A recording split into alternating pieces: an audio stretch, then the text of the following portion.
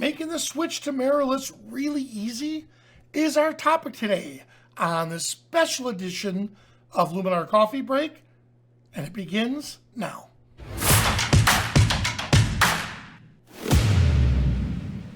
Hello everyone, I'm glad you could join us today for the special edition of Luminar Coffee Break. Now, our special guest is not only an incredible photographer, he's an educator, author, and back in the early 90s, he helped pioneer a new way of teaching Photoshop to the masses, and in doing that, he actually created incredible photographers along with educators. Please welcome Scott Kelby. So I'm so glad you could join us today, and I'm glad you came up with a topic on mirrorless. So I'm going to turn it over to you, and it's your show. Well, do you still get to talk to me, or is it just me? Oh, I'll still talk to you. Okay, thanks. So the idea for this topic came up from a discussion that we had over on my podcast last week, where we were talking, people were asking questions about mirrorless. We had an open Q&A day, so they could ask us anything.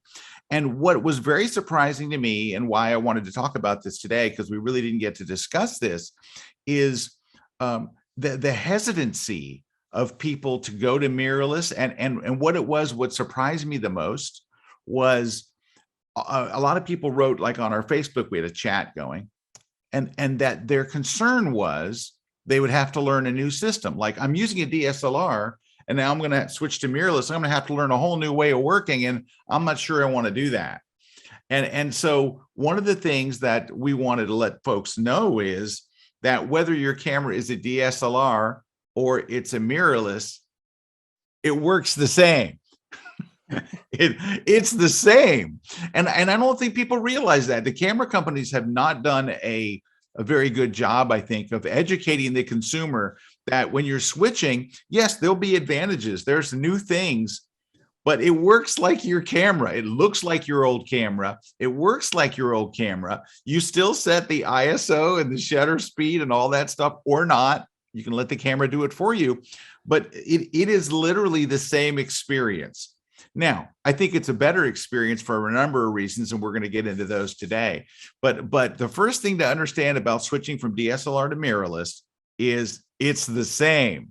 And if you were expecting, like, man, it's going to be a whole new world, it's not going to be. It's going to be the same world that you're already used to. Let me move my camera down. It's going to be the same world you're already used to. So it's don't be expecting this is just so different, because it's so the same. There are advantages, there are great things about it, but the overall experience and using the camera will be very much the same as what you're already used to. But here's an interesting thing. I wrote a blog post on Monday, and the blog post was a Q&A. And I want to read you, if I may, right off my blog. I just want to read you my first question. And so let me just bop to my blog here real quick. And this is from Monday at my blog at scottkelby.com. And the topic was, is it finally time to go mirrorless? And this is a Q&A for all the holdouts out there. So the first, I want to read you the first question and the first answer. So, or the first two. The question was, how will I know when it's time to switch to mirrorless? Like, how are you going to know when it's time to make the jump?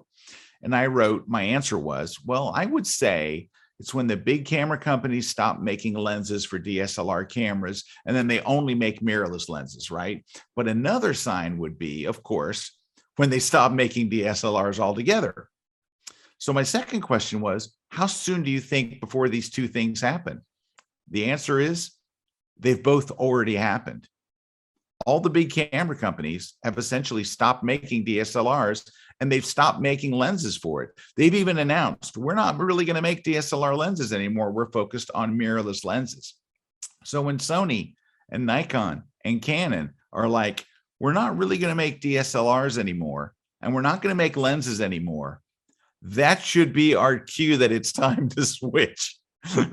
Those are pretty big things that happen. And I don't want to say they happen silently, because the camera companies didn't mention this, but let's look at Sony. And I know a lot of Sony shooters out there.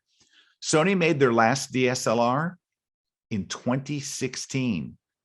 Wow. And it's already been discontinued. They made it and it lived its life cycle and it's done. They're not making any more DSLRs. Canon announced that their last DSLR they made 2 years ago, which was their flagship. So the Canon high end, their highest end camera, their sports camera is the 1DX Mark III, and that was introduced 2 years ago. And they came out and announced that's the last time we make this camera in a DSLR. The next version will be mirrorless.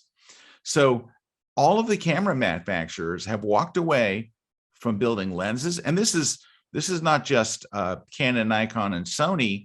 The lens manufacturers, people like Tamron and Sigma and stuff, look at the lenses they're introducing. They're all introducing lenses for mirrorless because that's where all the focus is right now.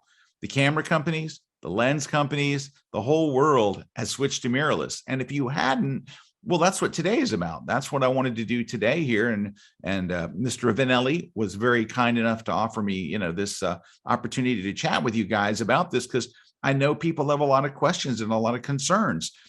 One of the things is, okay, so if I make this change, what are the benefits? What am I going to get? How is my life going to be better? There are a number of different ways, but I think one of the biggest things is, and this has been a kind of an eye-opening thing for me as well. Here, let me switch back to Zoom since I don't have to have my blog in front of me anymore. One of the biggest things for me is the realization that the lenses that they are creating for mirrorless are the sharpest, cleanest, clearest lenses I've ever seen. And in fact, and this is weird because I've been asking a lot of people this question. I go, do you know anybody using a mirrorless lens that says their lens isn't sharp? Because this was supposedly one of the big advantages was the way the sensor is placed versus where the lens is, et cetera, in the body and how they come together, that you would be able to get a level of sharpness that we have not seen before. You can buy a mirrorless lens for $300 and they're stunningly sharp. Now, of course, you can spend $5,000 on a mirrorless lens as well, but the quality across the board on mirrorless lenses I'm just absolutely stunned.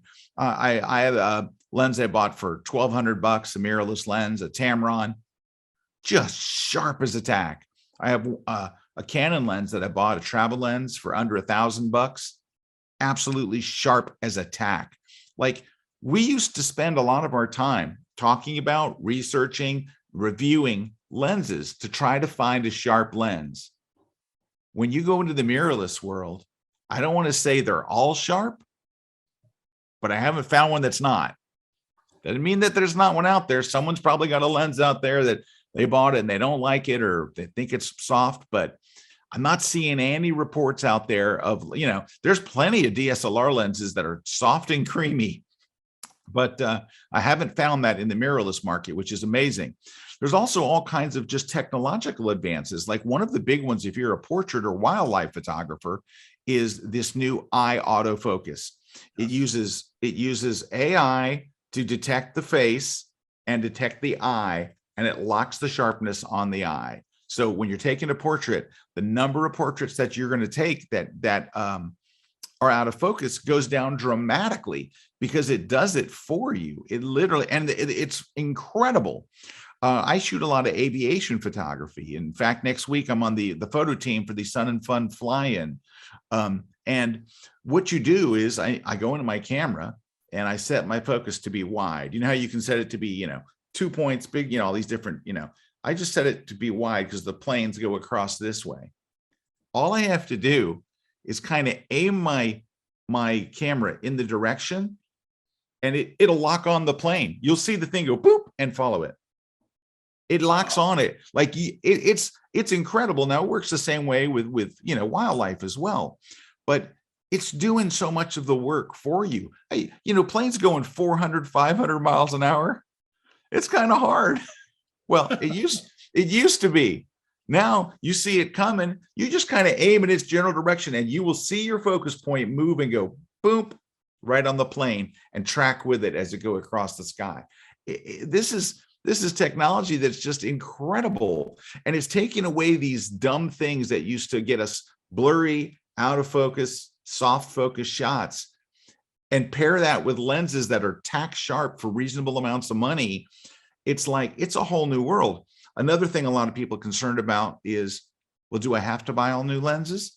No, you can buy an adapter. Now, I'm a Canon shooter, so I can only speak to the price of the Canon adapter, but it's 99 bucks. And I have not yet tried a single Canon lens that I own that does not work on it. You don't lose a stop of light. It's not like a 1.4 tele extender or something like that. And you don't lose sharpness. It's the same sharpness you had on your old lens. Everything is the same. It works and feels and acts just like your old lens. And for 99 bucks, you're using all your different lenses. Now, this is a weird thing that's happened to me. So I have this, it's 1 inch. It's about 1 inch deep, this adapter that you put on the front of the camera. And I actually have the camera, it's right in the other room. It would have been handy to have it here on the set. But maybe what we could do is we could put Vanelli on screen and he says something clever for a minute and I run. No, because no, the lens that I have is an actual mirrorless lens. So if you buy a mirrorless lens, then you don't have the adapter. So my adapter is at the office. I was going to show you, it's about 1 inch thick. But here's the thing. So I have to ask myself this question. All right, I've got a 16 to 35, but it's a DSLR lens. So I have to use the adapter. And I think to myself, man, it'd be nice to not have that adapter and just have a mirrorless lens and buy a new one. But what will it get me? I don't have to carry around a 1 inch adapter. That's it. I'm going to spend $1,600 so I don't have to carry around. These things go through my mind. It's like the only advantage is whatever lens that I get is going to be sharper than the lens I'm replacing. So that is my justification. This is what I tell my wife. Honey, I have to buy this lens. It's sharper. And she's like, don't you have an adapter? I'm like, shh, don't ruin it. So, well, that's what I was going to ask you, Scott. Yeah, because I did switch over to the Nikon Z 6 II, I believe. Yeah, it and had a great camera. I love it. And I went out and bought yeah, Carl, that's not going to work. Yeah, sorry. I went out and bought all new Sigma lenses. Now Yes. it's funny because everyone switches over to mirrorless. One of the big benefits, it's so light. Well, you know, I have Shrek hands. So the moment I had that camera in my hand, I felt like, what the heck? I felt like I was morphing the camera and it was too light for me. Well, then I put that Sigma lens on. Oh my God, it's just as heavy. The Sigma lenses are heavy as heck. The art lenses. Yeah. So there goes that theory out the window of it being lighter. But I did get the adapter, and my reasoning behind it was I still have a D810, a D700, and a D750. And I wasn't quite sure. That's why I wanted to ask you about sports. How are the mirrorless with sports right now? Because in the beginning, I heard mixed reviews about it, but that was years ago. So I still think that they're okay for sports. They're not. I don't think, like, we need Canon or Sony or somebody to come out with what they would say is their sports body. Gotcha. Canon would tell you their sports body is their old, outdated DSLR 1DX Mark III, but they've already said they're going to come out with one.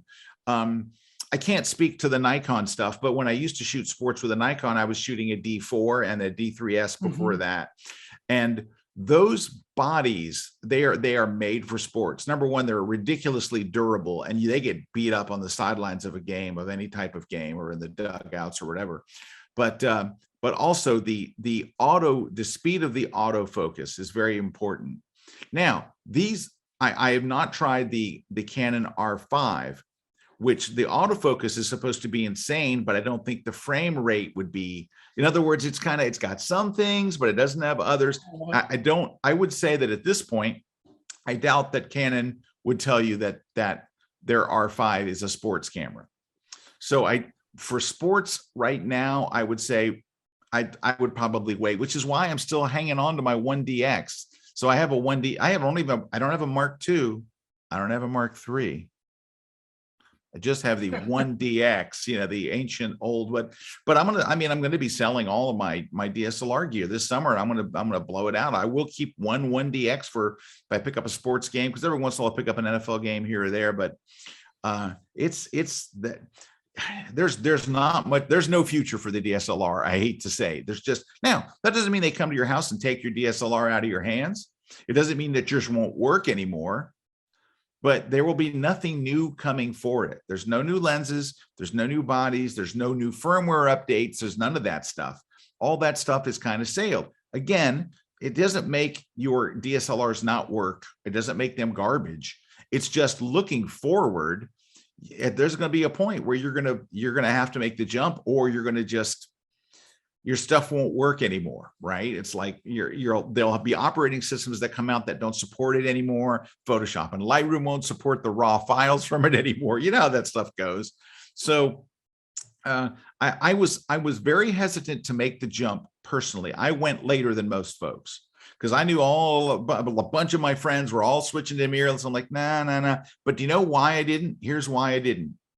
Because I had used I tried an early Nikon and an early Fuji and the electronic viewfinder. Yes. I felt like I was watching a video of what I was shooting instead of actually shooting it. And it put me out of it. I was just like, I just can't use an electronic viewfinder. However, today's electronic viewfinders, you forget that it's an electronic viewfinder. But there's all kinds of advantages of having it that you don't have in the past. Do you know what's a huge advantage that people don't realize about an electronic viewfinder?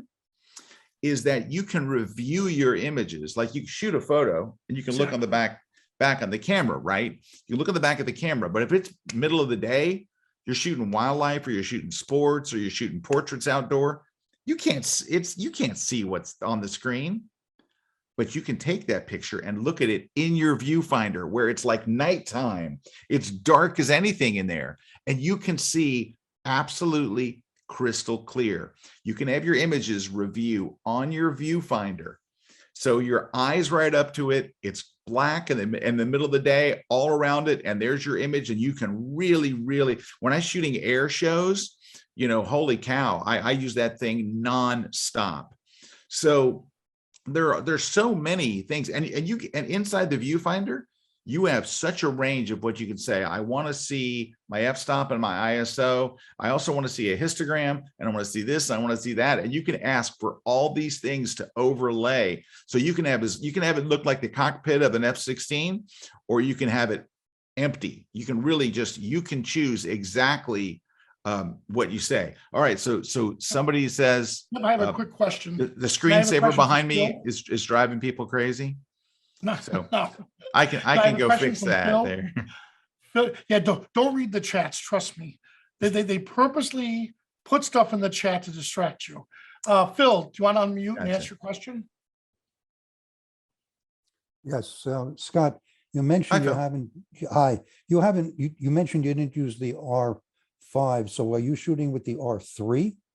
Oh, actually, thank you, Phil. I'm shooting with the R6, which is my favorite camera I've ever owned, and I'll tell you why. Number one is it's not too expensive. So, yes. like the R5 is kind of an expensive camera, but I bought this at, like, I don't know, Black Friday or something. I got a pretty good deal. I think it was like $1,900, but here's why this blew my mind. So the thing I loved about my old Canon, well, I still have it, I guess, my Canon 1DX, is that I could shoot at 4,000 ISO and it was clean as a whistle. Like, I was shooting indoor football games and sports, 4,000 ISO, you wouldn't see any noise at all. It was amazing. Then they came out with a better version, the version 2, and then the better version 3. So the sensor I would love to have had is in the 1DX Mark III, but it's a $7,000 body. In the Canon R6, it uses the sensor from the $7,000 body. It uses that super low noise sensor of my dreams, but I'm not going to spend $7,000 more dollars. I just wasn't going to do it because I already had a 1DX and it was great. And I was like, I can't justify this, but it's got the sensor. Like, I could shoot at 6,400 or higher and you don't even hardly see any noise whatsoever. So I get the benefits of the $7,000 chip in like a $1,900 camera, but I get all these mirrorless things like my 1DX doesn't have, like a fully articulating screen. You know, the older I get, the less I want to get down on my knees or lay on my stomach or any of that stuff. And when I'm shooting, understandable. right, when I'm shooting automotive, like I used to have to get down on my knees and I'm wearing knee pads and all this crap. Now, when I want to shoot automotive, I hold my camera down low, but I flip the screen up so I can see. Right? If I'm shooting a cathedral or an opera house or something, I have my camera down on the floor on a platypod. I'm seeing the image on my iPhone, right? So I'm using the wireless app that comes with it. So you can download a free app from Canon. So Nikon has the same app. Fuji and Olympus and Sony all have a free app you can download from the App Store that allows you to use it as a wireless trigger. But besides just being able to fire your camera from your phone, you can see the image, you can change your settings and all. And so then what I do is I get my camera kind of aimed where I want it, and then I can see the preview and I realize, oh, it's off by a little. So I just take my foot, my shoe, and I move it a little bit. Hey, I coined a name for this. Photography. But it works like a charm. I'm in this cathedral and I'm like, oh, it's off by a little. I just take my foot and go, eek, I can see it. I can see it on my screen as I'm moving it. And then I fire the shot. So that articulating screen is wonderful. Being able to use the apps is wonderful. But those are things that aren't even if I went and spent the $7,000, the $6,995 to go get the 1DX Mark III, I wouldn't have features that I've grown to love. If you do long exposures, which I do a lot, I love long exposure. The long exposure experience on mirrorless is unbeatable because you skip the first 3 steps of the 7 steps you have to do to take a long exposure. Because with a DSLR, you can't put an ND filter on your camera before you focus, because what happens is it makes the lens darker. The camera can't see anymore. It can't see to focus. So what you have to do with a DSLR is you put your camera on a tripod, you focus on whatever point you want to focus on, then you switch your autofocus to manual so it doesn't change, right? Then you put the ND filter on. Well, with a mirrorless, you can skip those steps. Just put the filter on, and even though it darkens the lens, your EV still sees perfectly daylight. It can focus, it can do all that stuff. So, and then on my Canon, when I pop out my screen, it has a big timer in big letters that I can see from far away. I can see from inside my car when it's cold outside. I can set up my camera outside. I can watch the timer. I can stop it from my phone. We're living in like the space age. It's so easy. But the stuff you can do with neutral density and long exposures on a mirrorless, it's just so much easier. And that's what I love about it. I don't want to spend time messing with my camera. I don't want to mess with the settings a bunch. I don't want to go and be buried in the menus. I want to take my time on composition, on being creative, and on enjoying the experience of photography and enjoying the people around me and the scene I'm looking at. The less I'm messing with stuff, the better. And I found that with mirrorless, it's made my life easier in so many different ways that I had never even dreamed of. I just wanted to go mirrorless because I knew that it was the future, and that once I could get that lens, I was like, holy cow. Now, I did get a Canon was nice enough to loan me an R when it first came out. And so I really fell in love with it. Once you spend a few days with it, you're like, I can't go back to my DSLR, just because it had my DSLR was a 5D Mark IV, which is a great camera. So nothing against the 5D Mark IV. But once I used the mirrorless, I was like, and when I had to send it back and they took it back, I'm like, oh man, my new toy's gone. And now I have to do everything. There is no articulating screen. There is no touch screen. There's all these things are gone that I had fallen in love with. So anyway, I hope that kind of helps people that might I have another question from Charles. Sure. Charles, you want to unmute? Yeah, thanks, Vanelli. Yeah, hi, Scott. 2 things. Hi, First Charles. one, some admiration. I like your books. I've got Oh, thank The you. latest one I got is Photoshop Tips and Tricks versions 153, I think it is. But secondly, it's a serious question. But Sure. with mirrorless cameras, I mean, if I use the example of the Apple iPhone, every year they bring out the latest, most fabulous thing. You've got to have iPhone 13. Next year, what you bought last year is rubbish. Get the new one. So how long before mirrorless, are Canon and Nikon already working on something to follow on from that, which will make mirrorless redundant? I don't know. Yeah, well, figure it this way. This is technological stuff. It's always going to be moving forward, and there's always going to be a better camera. Like once I got my R6, I was so thrilled with it. And then I see the specs for the R5 and I'm like, oh, heck. But that's always going to happen. If I buy the R5 today, next year, they'll come out with the R8.2, it's like, there's nothing we can do to stop technology from moving forward and new cameras being introduced that make our old camera obsolete. However, what I would say is about right now, whatever camera you buy is probably good for like 3 years. Probably got a good 3 years while it still works great. Now, it's not going to work badly, but after 3 years, there's going to be something out there that you're going to go, oh, I got to get this new camera. Not because you need it, but because you want it, right? So I think right now, I'm thinking that my lifespan of a camera is 3 years. Now, when 3 years is up, I don't throw it in the trash. I'm going to go sell it.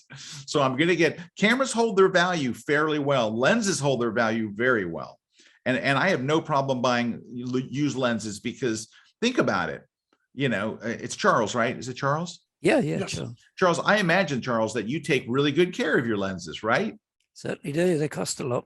Right, exactly. So if I were to buy one of your lenses, Charles, I bet I get a pretty good lens. I bet it'd be in really good shape, and I bet it would be sharp and crisp and everything good. So there's still a good market for the used cameras. And a couple of places that you can buy and sell are like B&H Photo, KEH, and somebody turned me on to a new one last week that I had not heard of. Begins with an M, and I can't remember the name of it. But you just go online and say, here's what I have. This is what I've got. And they'll give you a quote right on the spot. Okay, we'll give you $700 for it. So you're going to get a little bit of a head start on whatever your next one is. But I would go into this knowing there is no escaping the fact that newer, better, cooler cameras are coming. They are just coming, Charles. We're both going to see them and go, oh man, I wish I had that one. But there's no escaping it. So I'm just going to roll with it. I have my R6, new cameras have come out, but I love it.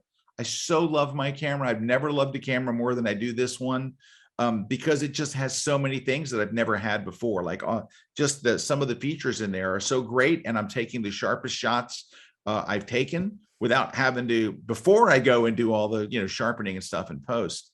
But yeah, Charles, you and me, we're just going to have to live with it.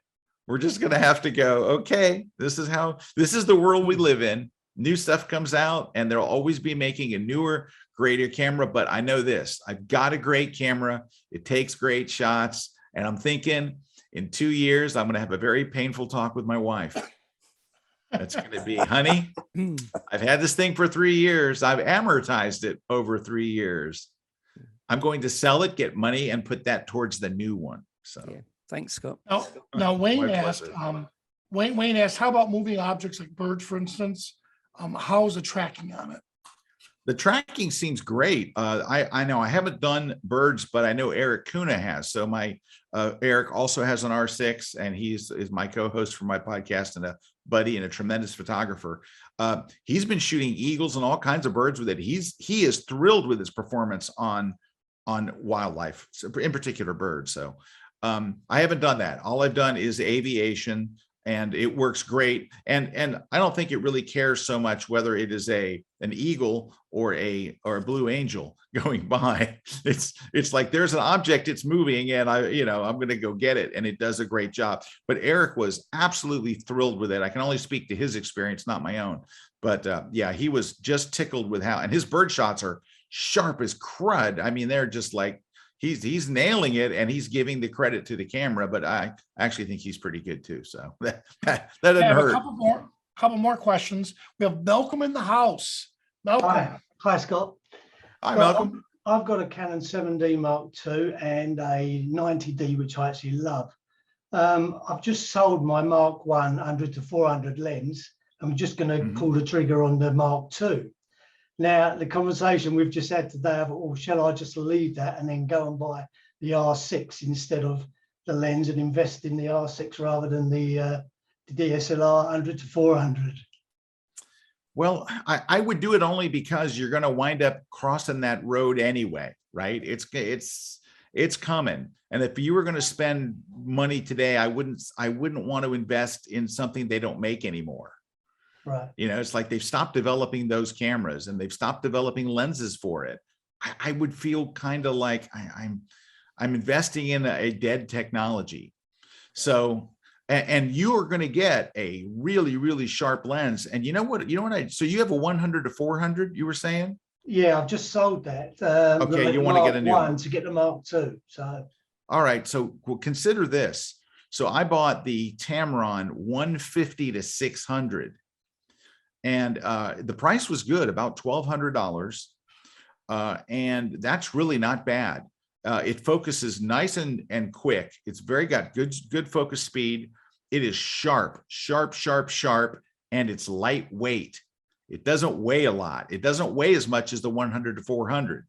Now, it is, I believe it is either an f 5.6 to 6.3. Yeah, I think it's a 5.6 to 6.3 or something in that range. So you're not going to be shooting weddings with it. You know, it's not an indoor low light situation lens, unless you're on a tripod, of course, then it doesn't matter. But for shooting outdoors, for shooting daytime sports and things like that, I love that lens. I just love it. So, and you can get it. So imagine pairing that lens with the R6. Oh my gosh, it's such a great combination. That's what my pairing is. Oh, you're going to have, and you're investing in the future. You're not buying something that's kind of obsolete and discontinued. You're going to buy, what's coming next. So you're going to have to cross this bridge one day or another, Malcolm. It's today, or, you can kick the can down the road a little and wait. But, I think you'd be forward thinking to go ahead and make that move now, so that you get something that you're not going to feel like, man, why did I buy that old body and that old lens when I could have moved to what is the future. Okay, thanks. I better speak to the wife. Thanks. and Scott, I think what sold me on it was that face recognition. And when it jumped onto the eye as a portrait, you have the model walking towards you or moving, and you're nailing these shots without having to recompose. You're like, oh man, this is so much easier. Then you get more creative instead of having to think technical. Although that comes second nature, focus, recompose, all that comes second nature. But now it's like going from an automatic from a manual shift to an automatic in a car. Yeah. And you're like, oh, didn't realize they have all this extra, I don't have to think about anything. So we have a couple more questions. We have Phil again. Phil? Yeah, I just wanted to follow up on what you were saying, Scott. You had the R6. The R5 has 20,000 more pixels on its sensor. Do you find a loss because you don't have those extra pixels? No. And here's why. Okay. So my 1DX, right? The one that my $6,995 sports camera is an 18 megapixel. It's 18. So for me, I actually went up in megapixels. But here's the thing. I use long enough lenses to where I'm not having to crop in a ton. The only advantage of having a very high double the megapixels is that I can take the photo and then I can crop in tight and I still have enough resolution to make a nice size print and things like that. But if I have lenses that'll get me to 600 millimeter, I'm not having to crop in nearly as much. So it really hasn't been an issue for me. I love the fact that I can put twice as many images on my memory card. I love the fact that it takes up half the space on my hard drive on my laptop, and then half the space on my a backup drive, and that Photoshop and Lightroom and everything moves a whole lot quicker on those smaller file sizes. I really think if I could choose what would be the ideal, like this is the number I need and go no higher, it would be 24 megapixels. But honestly, the 24 is probably more than I need. Honest, 20 is probably more than I need. Now, if I was a full-time commercial photographer and I did not know where my photos would end up, and they might wind up on the side of a truck or the side of a billboard or something, I'm looking for a 40 or 50 megapixel camera. But in reality, and I would ask yourself, this is a good question to ask yourself, where do my photos wind up? Where do my photos go? I'm going to guess, and I don't know you personally, but I would like to know you better. This is our first opportunity, is I'm going to guess Instagram, or on your website, or on Facebook, or on Twitter, right? Now, you may make prints, and I hope you do, because I think making prints is one of the most magical experiences in a photographer's life, that there's nothing like the print. I always feel like that's the moment when your photo becomes real. Like when you can hold it in your hand, it's a tangible, real thing. There's something just so impactful about the print. All that being said, most of us don't get to make prints all the time. And if we do, we make a print here and there. You know, we might make, 5 prints a month or 6 prints or whatever. We're not making 50 prints a day. So when you think about it, we're shooting a 50 megapixel camera and the image is this big. It's 59 inches wide or whatever. And then we're going to take it to 1080 pixels for Instagram or Twitter or Facebook. And so you're working with giant file sizes, and you're also making decisions on looking at this giant image, but when in reality, the whole world will see your image at this size. So I think we have way more megapixels than we need, unless you are a commercial photographer, you're shooting product shots and things for a client, and you don't know how it's going to be repurposed. In that case, I think you need to be shooting I have a high megapixel camera. I've got a 50 megapixel. Darn it, I hate it every time I shoot it. Every time I shoot it, I'm like, man, these files are huge, and it fills up my card and everything faster. If I could put magical pixie dust and change my Canon R6, I would only move it to a 24. That's it. I wouldn't go any. So I'm just a few megapixels away from what I would think is my perfect megapixel size. And but that's just me. Just a quick follow-up. Do you find that there's a shortage of third-party lenses for the Canon R series? Well, I haven't, because the lenses that I need and that I want have all been available. So without any problem. And again, I've got the converter. So I have all of these I can use the lenses that I already have. And I do, I wind up using I have not bought a mirrorless 70-200 yet. I have my old 70-200 that I've had for many years, probably 7-8 years now. And I've got an 85, and I've got a bunch of lenses that are DSLR that I still do use from time to time, but I use the adapter, and there's no loss of quality or anything. So I don't feel like I'm hunting. I know that Tamron and Sigma are cranking out new lenses all the time. So is Canon. I recently bought the Canon 14-35. What a great range that is, 14-35, because I've always shot a 16-35. And then, you know what I would do? This is going to be a terrible admission, but I would take my 16-35, and then I would also take a 14. And you think, how much difference is there, Scott, really, between a 16 and a 14? Try it. It feels way more than two. It feels like 16. I mean, it feels like it goes from wide to like, woo. It's like, and it doesn't seem like it should, but it does. It's weird. So now I only carry the one. Now I just have the 14-35. I got a trip coming up at the end of next month, and I'm taking 2 lenses. I'm taking my 24-240 and my 14-35, and that will cover my whole trip. And I could really get away with just one lens if I want. I don't really need the 14, but I'm actually going to be recording a course on shooting interiors, and if I can get a couple extra millimeters, well, then it's worth it for me. Thank you very much. I do appreciate your time. Oh, my pleasure. 4 more Thank you. questions. From here, we also have Nicole. Hi, Scott. I've got a D800E, and I shoot nature, wildlife. I do some events and also a catwalk. But I would like to know, what is the shortcoming, if there is any, of the mirrorless? I know it's a tough one. It's just like, well, no, I want to be.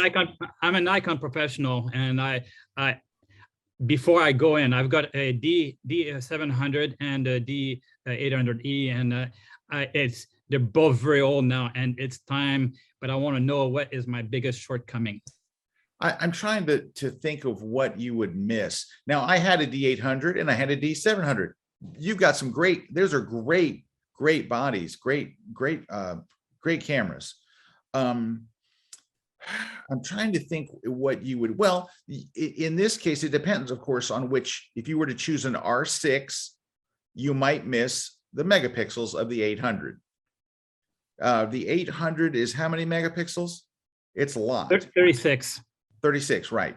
So you're going to be chopping off a few megapixels. So you won't be able to crop quite as tight. You're going to gain so many things. It's going to blow your mind coming from those cameras. You're going to love it. It's going to change everything for you. And I really can't think of what you would be giving up, because you're shooting wildlife, you said, and you shoot wildlife, landscape as well. Yeah, nature, wildlife. Yeah, nature. I'll do some event at the arena at BC Place here in Vancouver. Ooh, nice. And also I do catwalk for the school, the Queensland Polytechnic University, that I give my time to them. That's my one time of the year that I give time to the student for their presentation of their fashion show, essentially. Okay. Nice. I can't really think honestly what you would be giving up. I know what you'll be gaining, which is you're going to have so much fun. Oh my gosh, you are just going to have a ball. But I don't really, and I'm not being smart about it. I'm not trying to be like I'm hiding something. I'm really reaching on what you would be giving up. You're going to get a way faster frames per second, and it doesn't matter what mirrorless you buy. You're going to get a way faster frames per second. You're going to get lower noise.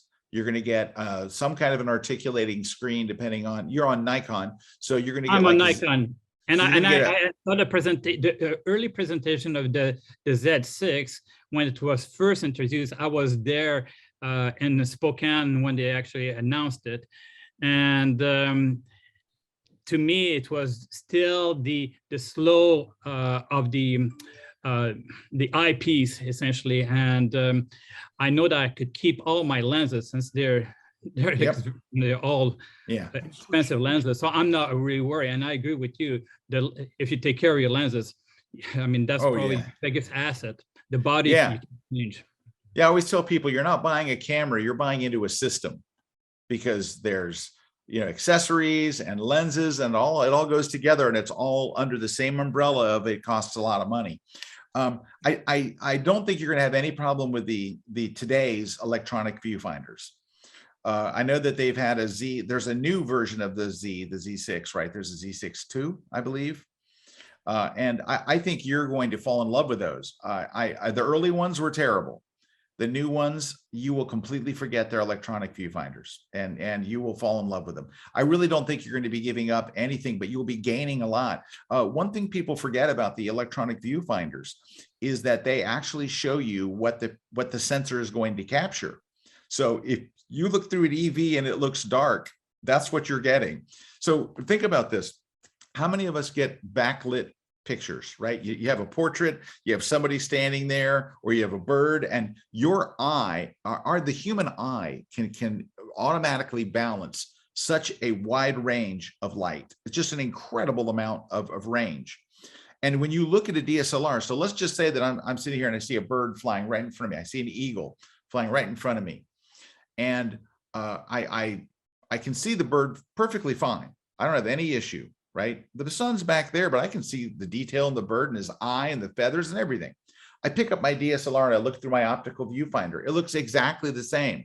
I take the shot, the bird's a silhouette. That's because while the human eye can automatically balance this incredible range of light, right? Our camera sensor can only do this much. So our eyes are seeing one thing, our optical viewfinder shows us something else, but our sensor doesn't do that.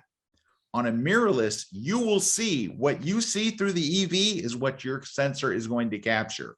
So you can you're not going to make as many mistakes on backlighting, on underexposed photos, overexposed photos. You're not going to look at your photo, see it really, really, really dark and not just go, whoops, it's too dark. You're not going to see after the fact you shot too dark a photo. You're going to see it before it.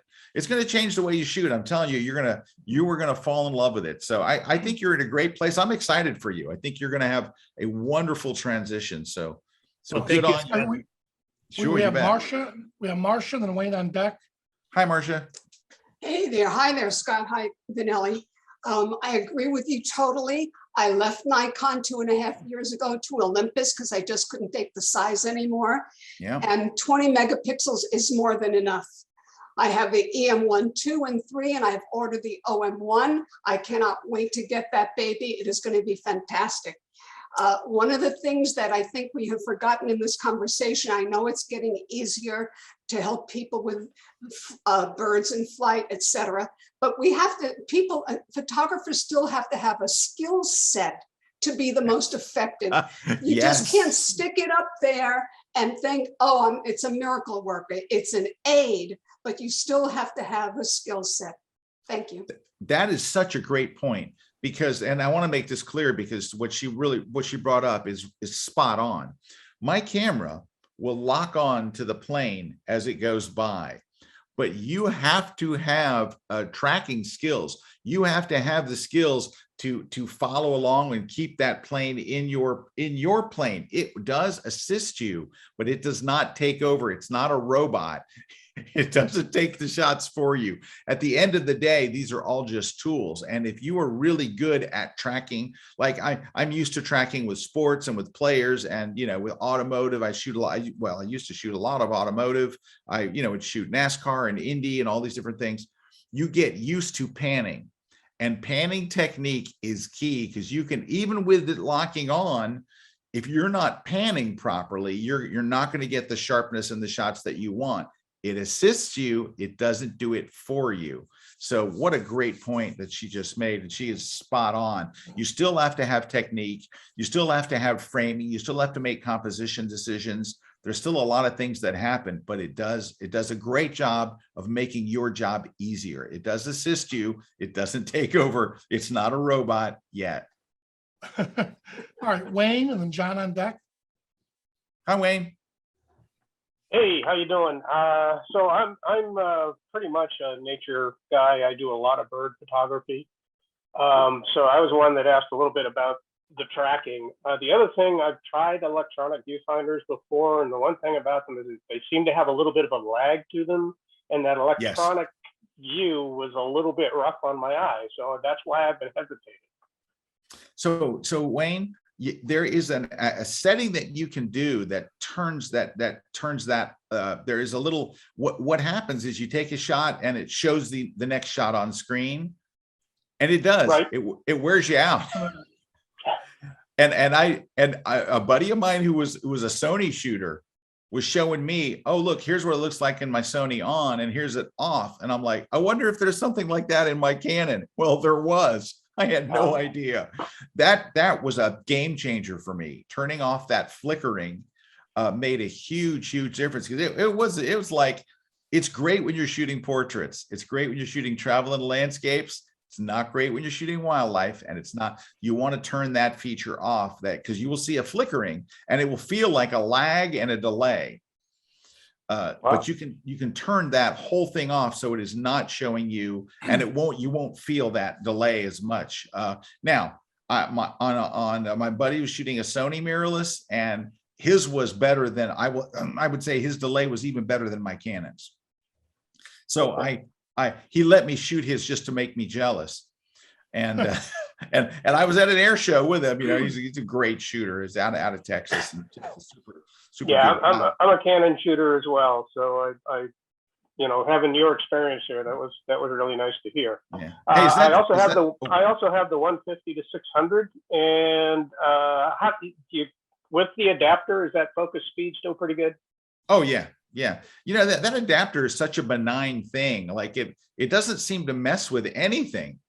As long as there's some lenses it won't work on. You know, I've heard of people saying, oh, I have this older lens and it doesn't work and all. I haven't run into that yet. And I've got a lot of different lenses from different brands and stuff, but I haven't had that issue. But there are some lenses it just doesn't work with. But hey, is the picture that I saw behind you, is that yours? Yes, sir. Dang, that's very nice. Oh, thank you. High five on that shot. Way to go. Appreciate that looks pretty sharp, let me tell you that. Yeah, and that's with my camera on. So. Oh, nice. Well done to you. Thank you. All right, we have John and now Dal on deck.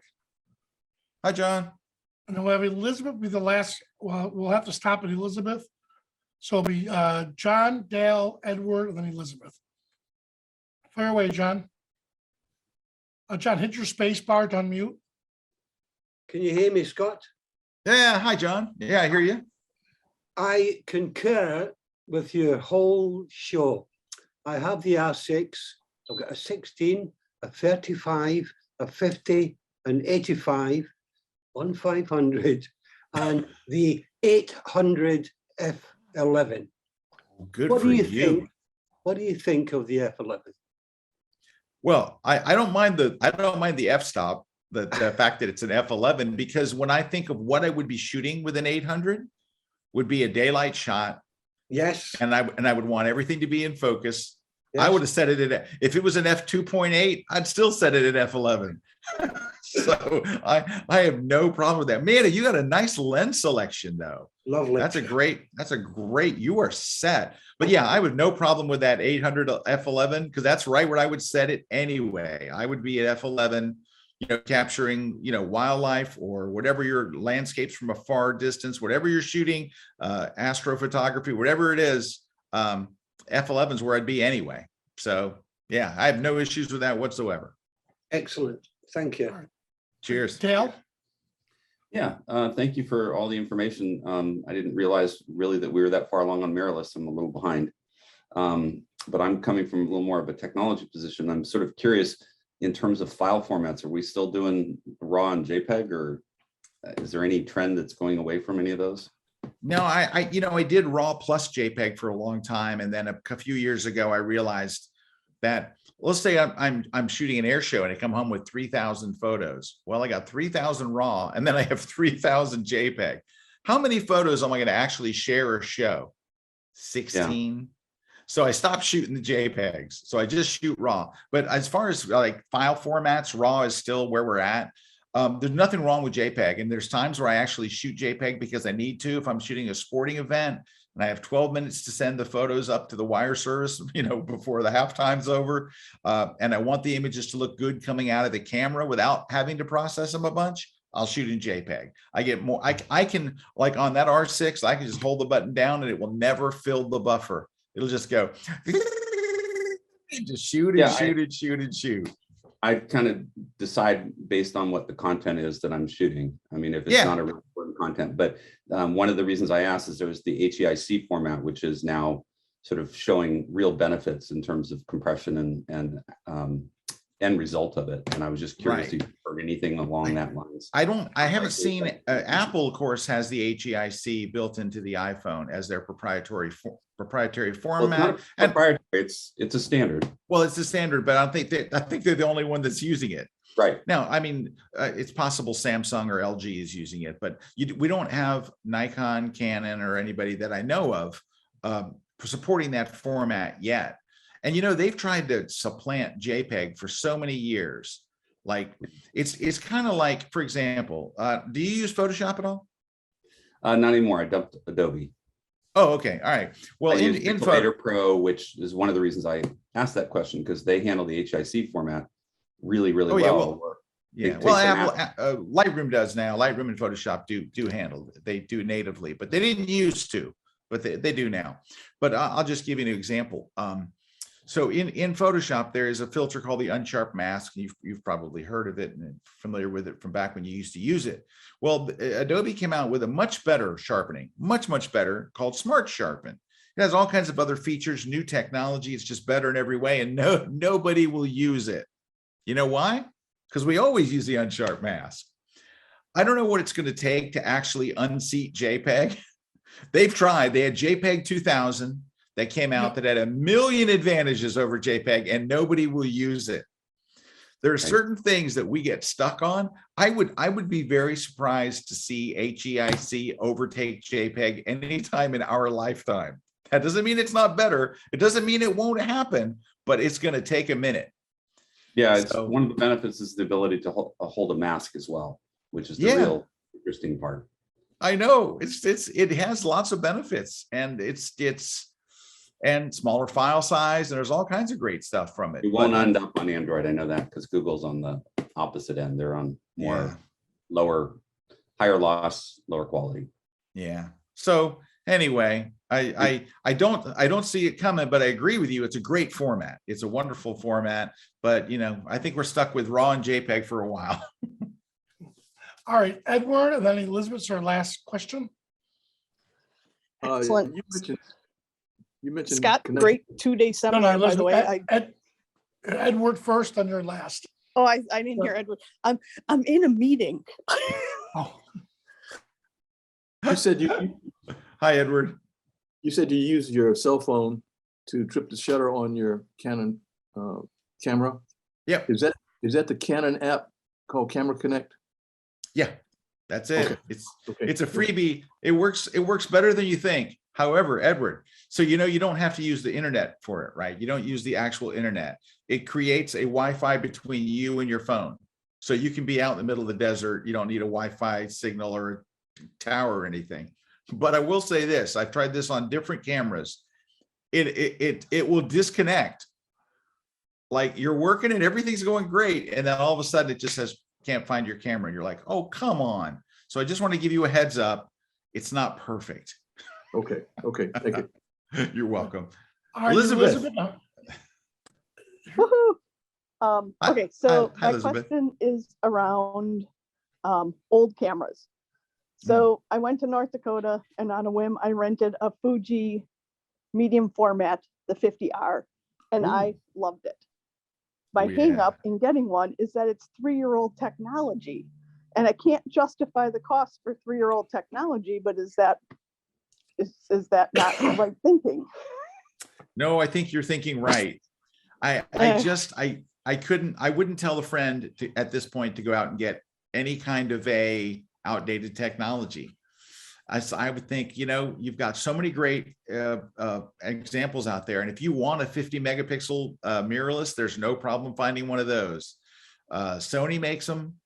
Let's see who else makes them. Not Canon yet. I'm not sure Nikon does a 50. No. But I know that Sony does. Well, my big thing was not necessarily the 50 megapixels. It was the rangefinder format. I love. Yeah, I know. Yeah, I know. People that love that love it.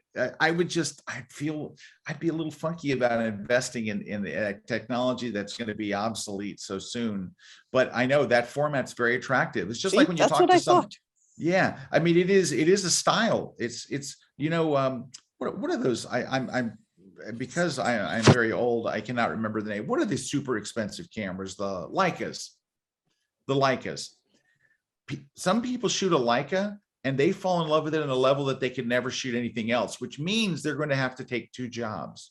They're going to have to work a day job and a night job because Leicas are insanely expensive, but they have a look just like that Fuji. It has a look and a feel, and people become very attached to it. So I can't peel you off of that part of it. I can't, because you have how you feel about your camera is important. I think it's very important. And if you feel like, man, this camera makes me happy, I can't argue that side of it, because that's the emotional part, which is so important, right? We don't make all our decisions based on spec sheets, right? We make it based on our feeling, right. and being inspired by your camera is very important. Like wanting to shoot it and loving to shoot it and loving the experience is more important than the 50 megapixels or anything else. So I can't pull off that side of it for you. You've got a great point on how you felt about it. if you ask me just from the technological side, not the emotional side, but just the nerdy side, yeah, I couldn't tell you to buy it. So good. I have been no help to you whatsoever. I've been no help there. I'm sorry, Elizabeth. I wanted to help, but no, you didn't. No, that was good. I just wanted, because if you're going to say no, 3 years is nothing these days. A friend of mine had said, well, yeah, but in 3 more years, it's going to be 6-year-old technology. I'm like, crap. Yeah. You know, in tech, 3 years is 9 years. You know, it's like technology is moving so fast. And so, but I mean, you're not going to go wrong with it. It's going to take wonderful pictures that excite you and make you happy and make you passionate about what you're shooting. What's that worth? That's worth a lot. So what I gave you, Elizabeth, is an answer called, it depends. Oh God, that was all yesterday. I'm sorry. I know. Oh yeah. Oh yeah. You're at the conference. It depends. It's the worst answer ever. So sorry. Scott, there she is at work. She's at work, watching Coffee Break, watching the conference. Hey, everybody deserves a coffee break. I just hung up on a meeting with my boss, so I could ask. Well, Elizabeth, maybe you should save your pennies. Maybe you should not buy a camera at all right now. Wait till see if you're still there next week. No, I'll just go buy him a beer. I'll be fine. Oh, there you go. Right. Hey, Scott, before we end. All right, well, thank you. Thanks, Elizabeth. Yeah, before we end, Scott, they're dying to ask a brief history on the red guitar. Oh, the red guitar behind me is, it's an Ibanez from the 1980s. And it was a gift on Valentine's Day, maybe 9 years ago. My wife got that for me for Valentine's Day, and it's super thin. Like if I took it off the wall and showed you, it is only about an inch thin. It's very thin. It is a legit like 1984 Ibanez. And in this room, you can't only see a small part of the room, but I've got maybe 18 guitars in here.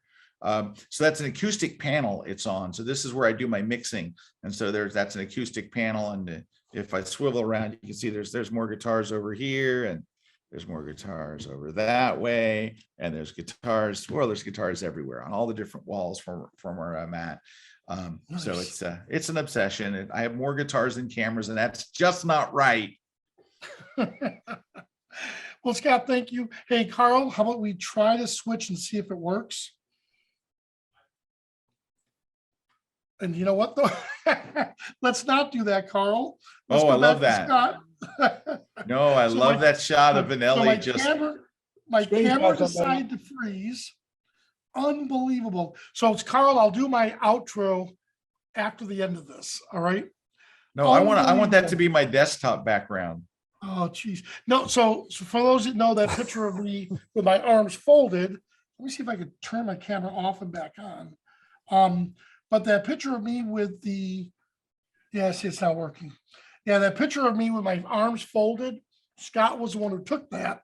And Cabasi and all the other ones use that as a mock to me. They'll stand in front of your books and they'll fold their arms. Very iconic. Well, thank you so much. Well, Scott, thanks so much for joining us. We really appreciate this. I'll send you a link to the recording when this is over. Extremely knowledgeable. And again, I feel more comfortable with the switch from the Nikon Z6 II because how do I say this politely? We had the option at Skylum. They were giving us Fuji cameras. And don't get me wrong, I love the Fuji. I love them. Oh, yeah. They're great. It's complicated to teach. It's not an easy camera to teach. Yeah. It's all old school. And so figured, that's the charm. That's part of the charm of it. Is the old look and the old, way everything's manual, everything's a dial. It's fun though. Yeah. So I decided to purchase my own. This way I'm not beholden to any sponsor. Sure. And I love, like I said, I love Fuji. So I stuck with the Nikon only because I had all the lenses. And that was my only concern, was getting the adapter. And so when I purchased all the new lenses, I thought, you know what if I go back to sports? But Cabasi said, when was the last time you shot a sporting event? And he's right. It's been about 4 years. So, so I think from this point on, any new lenses I buy will be mirrorless. Yeah. Now, here's the other thing that you haven't considered. Vanelli is very wealthy. Oh, geez, here we go. Did you hear him say? Did you hear him say earlier where he said, "I went mirrorless and then I bought all new lenses"? Like I went and bought all new lenses. Like I bought like one lens. Like I'm like I gotta wait a while. Vanelli's like, "Oh no, I switched to mirrorless and I just bought all these lenses." And it's like I gotta realize Vanelli's living in a different world than the rest of us. The rest of us are trying to make. I really need to feed my family, and listen to this. There's the guitar I need to buy. There's another guitar, and there's always another guitar. But Vanelli's like, I just went out and bought all the lenses I need. So you live in a different world than we do. And he also bought a brand new car. I think our friends, Scott. I think yes, our friends. Yes. So I do think my friends over at Sigma, they gave me the family discount. Still. So. Yeah. Which family is that, Vanelli, huh? Yeah. Can we join the family? and keep in mind, unlike you, Carl, Phil, the rest of you, I don't have a spouse. So that's true. Yeah. So my expense, and I don't have a boat. I don't have a plane. I don't have. You only have to answer to your daughter. Right. I got it. Yes, but the amount of medicinal. But the amount of medicinal marijuana he buys is phenomenal. It's just phenomenal. That explains the way he drives. Hey, I think Carl's sending you a message. Yep, we have to wrap up. So, well, guys, thank you so much. And Scott, he's just flexing his wrist. My pleasure. Thank you, guys. All right, guys, I'll see everyone at the next coffee break. You're the best. The Cheers. grid is wonderful too. Thank you. Scott, thanks so much for joining us. That was extremely informative, and I hope our team really enjoyed this episode, and I can't wait to see you guys for the next one. Thanks for joining us, and I'll see you at the next coffee break.